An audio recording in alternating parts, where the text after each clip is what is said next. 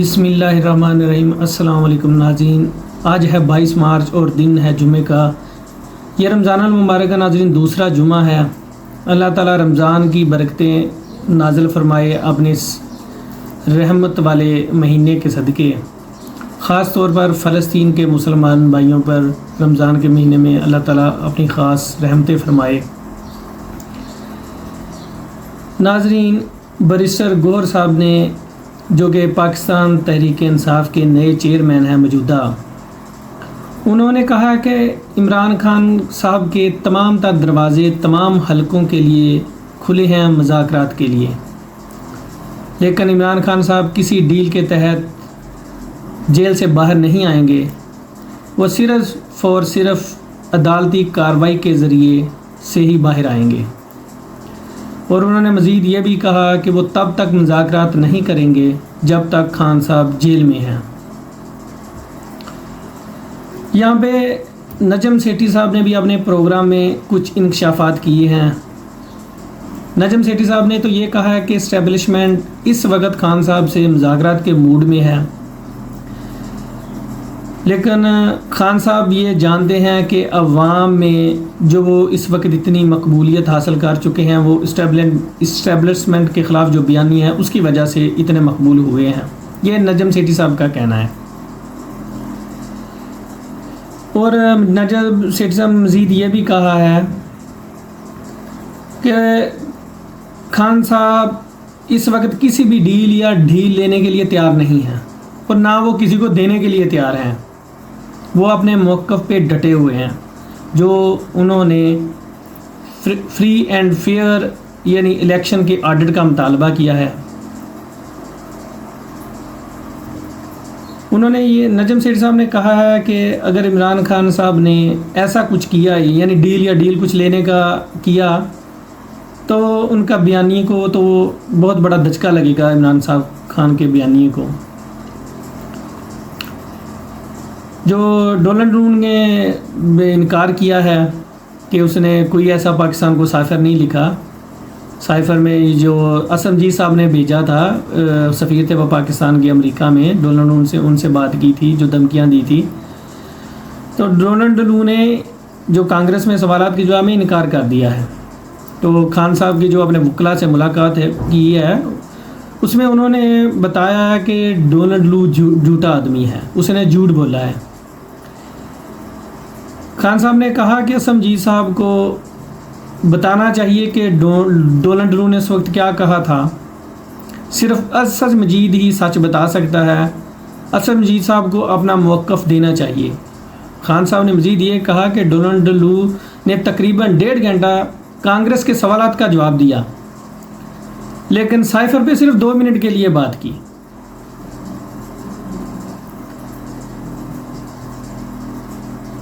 اب جو پاکستان تحریک انصاف کے ایک رہنما ہیں، ایڈوکیٹ ہیں بابر اعوان صاحب، وہ پشاور میں گئے ہوئے تھے ایک مقدمے کی سماعت کے لیے، تو انہوں نے وہاں پہ ایک بیان دیا ہے صحافیوں کو۔ بابر اعوان صاحب نے کہا ہے کہ اگر یہ سائفر سچ نہیں ہے، اگر یہ جھوٹ ہے، تو پھر عمران خان صاحب کو سزا کیوں دی ہے سائفر پہ؟ تو یہ تو پھر مقدمہ ختم ہونا چاہیے، یہ تو جھوٹا مقدمہ ہے۔ اگر سزا دیا پھر یہ سچا ہے، بات ہے نا۔ ایک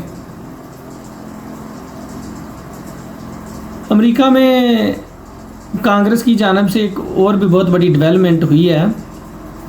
کانگریس کی جانب سے ایک ریزولوشن پاس کی گئی ہے جس میں کانگریس نے مطالبہ کیا ہے کہ جو بائیڈن انتظامیہ سے کہ وہ پاکستان میں بنیادی انسانی حقوق، رول آف لا، جمہوریت کو انشور کرنے کے لیے کام کرے۔ یعنی پاکستان میں جو اس وقت حالات چل رہے ہیں، ٹویٹر بند ہے جسے اب نیا نام ایکس ہے جس کا، میڈیا کی آزادی، جو الیکشن چوری پر، اور جو اس وقت جوڈیشل پروسیس ہے اس پہ آواز اٹھ رہی ہے، اس پہ یہ جو ڈونلڈ لو نے بیان دیا اس سے بھی بڑی ایک ڈیولپمنٹ ہے۔ اب تھوڑی ہم کے پی کے اسمبلی پہ بھی بات کریں گے۔ جو کے پی کے اسمبلی کا گورنر نے اجلاس بلایا ہے، وہ اسپیکر نے وزارت قانون کو لیٹر لکھا ہے کہ کیا گورنر اسمبلی کا اجلاس طلب کر سکتا ہے، کیونکہ یہ جو ثواب دیدہ ہے یہ اسپیکر کی ہوتی ہے کہ وہ اجلاس کب طلب کرتا ہے۔ یہ گورنر کیونکہ ابھی وفاق کا ہے، حکومت کا، انہوں نے یہ اس لیے طلب کیا ہے اسمبلی کا اجلاس کہ جو وہ مخصوص نشستیں جو بندر بانٹ ہوئی ہے، پی ٹی اے کی جو نشستیں تھیں وہ جو انہوں دوسری جماعتوں کو تقسیم کر دی ہیں کہ وہ حلف اٹھا لیں، کیونکہ سینٹ انتخابات آ رہے ہیں 2 اپریل کو۔ تو یہ ثواب دی تو اسپیکر اسمبلی کی ہوتی ہے کہ وہ اجلاس کب طلب کرتا ہے،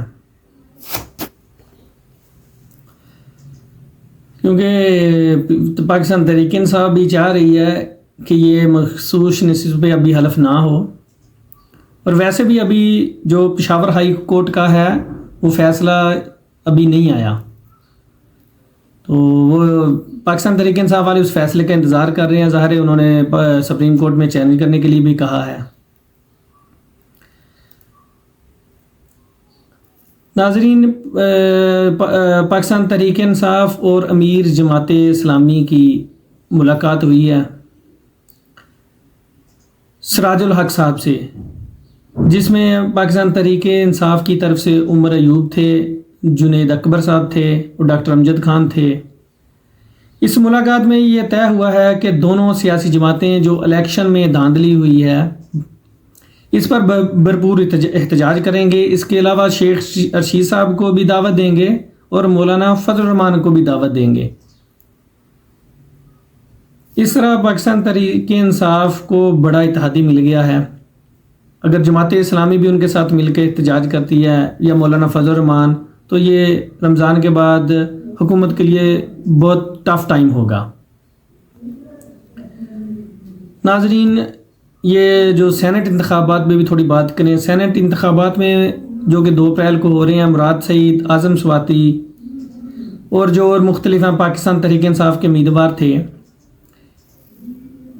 ان کی اپیلوں پر پشاور ہائی کورٹ کا جو ٹربیونل ہے اس نے جسٹس شکیل احمد پر مشتمل وہ کل سماعت کرنے جا رہا ہے مراد سعید، اعظم سواتی اور خرم ذیشان کے کاغذات نامزدگی مسترد ہونے پر۔ جو سینٹ میں انہوں نے کاغذات نامزدگی جمع کرائے تھے وہ الیکشن کمیشن نے مسترد کر دیے تھے، تو اب وہ الیکشن ٹربیونل میں گئے ہیں کہ ہمارے کاغذات نامزدگی منظور کی جائے، کیونکہ ان پہ صرف پرچے، ابھی تک کسی مقدمے کا فیصلہ نہیں آیا۔ تو دیکھیں کیا بنتا ہے، جو بھی اپڈیٹ آئیں گی ہم آپ کو بتائیں گے انشاءاللہ۔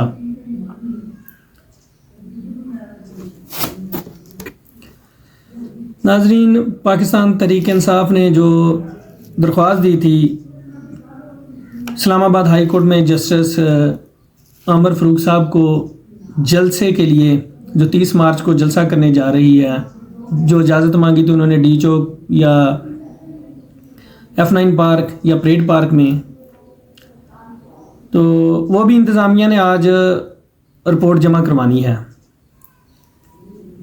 تو جسٹس عامر فاروق صاحب نے کہا تھا کہ اگر آپ کو انتظامیہ اجازت نہیں دیتی تو وہ دوبارہ رجوع کریں، تو آج وہ بھی رپورٹ جمع ہونی ہے۔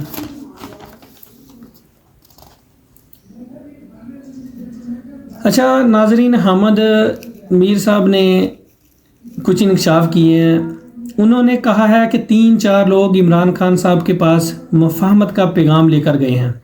تو عمران خان صاحب نے کہا ہے کہ اڈیالہ جیل سے میری لاش تو باہر آ سکتی ہے، میری لاش تو باہر جا سکتی ہے، مگر میں نواز شریف کے ساتھ ڈیل نہیں کر سکتا۔ خان صاحب نے کہا ہے کہ میں آئین اور قانون کے مطابق ہی بات کروں گا، ڈیل کی بات نہیں کی۔ ناظرین، جو اعتزاز حسن ہیں وہ پاکستان پیپل پارٹی کے رہنما ہیں، انہوں نے بھی ایک ٹویٹ کیا ہے جس میں انہوں نے کہا ہے کہ ڈونلڈ لو کے جھوٹے ہونے کے لیے اتنا ثبوت کافی ہے کہ میرے ملک کے وزیر اعظم، آرمی چیف، وفاقی وزراء پر مشتمل سیکیورٹی کونسل نے 2 بار اس بات کی تصدیق کی ہے کہ سائفر تھا، مداخلت تھی، اسی وجہ سے امریکہ کو ڈیمارچ جاری کیا گیا تھا نا.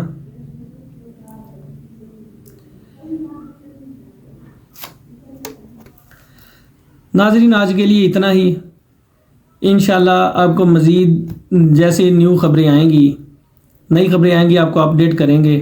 برائے مہربانی میرے چینل کو سبسکرائب کیجئے تاکہ آپ تک جلد و جلد نئی خبریں پہنچ سکیں. بہت شکریہ.